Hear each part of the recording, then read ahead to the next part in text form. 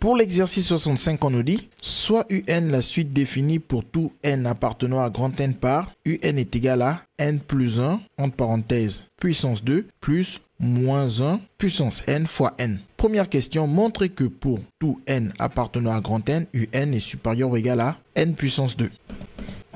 Donc, pour faire apparaître des inégalités, il faut bien garder en tête que le cosinus, le sinus et le moins 1 puissance n sont tous compris entre moins 1 et 1. Donc, une fois qu'on a bien compris qu'ils sont tous compris entre moins 1 et 1, ici, on observe dans l'expression l'apparition de l'un des trois, à savoir le moins 1 puissance n. Donc, notre point de départ est moins 1 puissance n compris entre moins 1 et 1. Et ensuite, on observe l'expression de UN. On a le moins 1 puissance n qui est multiplié par n. On multiplie alors les trois membres de cette double inégalité par n. On a moins 1 fois n qui donne moins n. Puis moins 1 puissance n fois n qui nous donne moins 1 puissance n fois n. Et le 1 fois n qui nous donne n. Et les inégalités ne changent pas de sens car n est un entier naturel donc il est positif. On conserve alors le sens des inégalités. Puis en observant l'expression, on voit qu'il y a du n plus 1 le tout au carré qui apparaît en somme.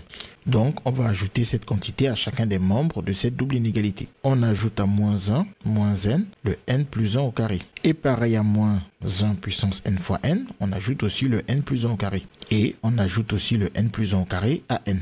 Et les inégalités ne changent pas de sens lorsqu'on ajoute un nombre. On reprécise que les inégalités ne changent de sens uniquement que si on multiplie ou l'on divise par un nombre qui est strictement négatif. Ensuite ici, on n'a plus qu'à utiliser la première identité remarquable pour développer et simplifier l'expression. Donc n plus 1, le tout au carré, nous donne n au carré plus 2n plus 1. Et avec le moins n qu'on écrit, ici, on reconnaît l'expression de un, donc on peut remplacer par un. Et ici, pareil, n plus 1 au carré donne n carré plus 2n plus 1. Et avec le plus n, il ne nous reste plus qu'à écrire les mêmes inégalités. Ensuite, on simplifie les expressions. Le plus 2n moins n nous donne un n qu'on écrit juste n et on rajoute le n carré et le plus 1. De même ici, le plus 2n plus n donne 3n et on rajoute le n carré plus 1. Ensuite, en observant l'expression qu'on veut trouver, on cherche à montrer que un est supérieur ou égal à n puissance 2. Donc, un supérieur ou égal à quelque chose, c'est cette partie de l'inégalité. Que l'on peut alors y écrire un est supérieur ou égal à n puissance 2 plus n plus 1. Et comme cette quantité est positive, à n carré, nous avons rajouté quelque chose de positif. On obtient donc forcément quelque chose de plus grand que n carré.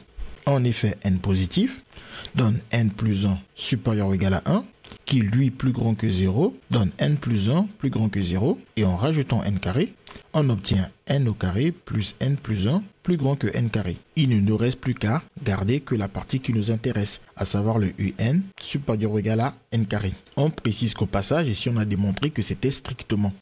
Mais il faut garder en tête que le strict implique supérieur ou égal. Car dans le supérieur ou égal, on a bien le strict qui fait partie. C'est l'un ou l'autre. Si on en a déjà l'un, on peut donc dire qu'on a l'un ou l'autre. Soit on a le supérieur ou on a le égal. Puis à la question 2, on nous dit en déduire la limite de un. Une fois qu'on a cette inégalité, on comprend que c'est grâce à la limite de n puissance 2 qu'on va pouvoir trouver la limite de un. La limite de n puissance 2, c'est plus l'infini. Et comme un est plus grand qu'une quantité qui tend vers plus l'infini, on peut dire alors que la limite de un est plus l'infini d'après le théorème de comparaison. CQFD, ce qu'il fallait découvrir.